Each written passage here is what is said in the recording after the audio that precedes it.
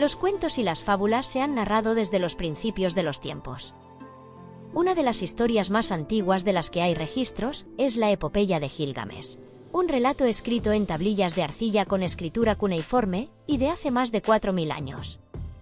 Este fue descubierto en la biblioteca de Nínive, en Asiria en el siglo VII a.C. La epopeya contiene temas profundos, como el valor, la amistad o el deseo de trascendencia, que ha influido en las posteriores tradiciones épicas o narrativas de héroes griegos o bíblicos, incluyendo también a los dioses, la naturaleza y la vida y la muerte. La epopeya comienza con el propio Gilgamesh, un poderoso rey que es 2/3 divino, pero debido a su arrogancia y tiranía, su propio pueblo lo desprecia y le piden ayuda a los dioses, los cuales envían a Enkidu, un hombre salvaje, que vivía con los animales y que podía equilibrar a Gilgamesh, y el cual fue civilizado al conocer a una sacerdotisa de Uruk, quien le muestra el mundo humano. Posteriormente oye hablar de Gilgamesh y va decidido a enfrentarlo, lo que da pie a una feroz batalla, en la que finalmente se muestran respeto y se vuelven amigos inseparables. Los dos amigos parten hacia el bosque de los cedros y hogar de Humbaba, su guardián. Con ayuda del dios Chamas, logran vencer a Humbaba, quien suplica por su vida antes de ser asesinado, lo cual no agradaría a los dioses. Posteriormente, la diosa Ishtar se enamora de Gilgamesh y le propone matrimonio, el cual este rechaza cruelmente, ya que recuerda los destinos de los amantes pasados de la diosa.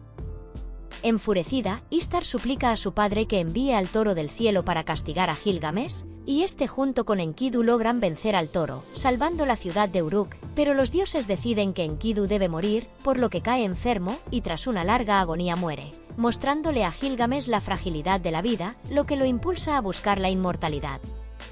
Este emprende un viaje en busca de Utnapishtim, el único humano que alcanzó la inmortalidad, a través de los inmensos montes Masu, y viajando a través de las aguas de la muerte con el barquero Ursanabi.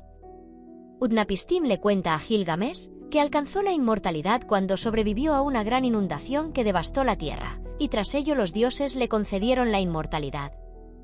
Para demostrar su valor, Gilgamesh debía superar la prueba del sueño, que consistía en mantenerse despierto durante 6 días y 7 noches, con lo que conseguiría demostrar que es capaz de desafiar la naturaleza humana. Este falla casi de inmediato, y Utnapishtim le revela que la inmortalidad no está hecha para los humanos. Sin embargo, le ofrece una planta que rejuvenece como consuelo. Desgraciadamente, a la vuelta, este decide bañarse a la orilla del mar, dejando la planta en la orilla y sin protección, lo que causa que una serpiente se la llevase. Desilusionado, Gilgamesh entiende que su búsqueda fue en vano, pero también comienza a comprender su destino mortal y cuando llega a Uruk, al presenciar la grandeza de su ciudad, sus murallas y su gente, comprende que su ciudad y sus gentes son una forma de inmortalidad.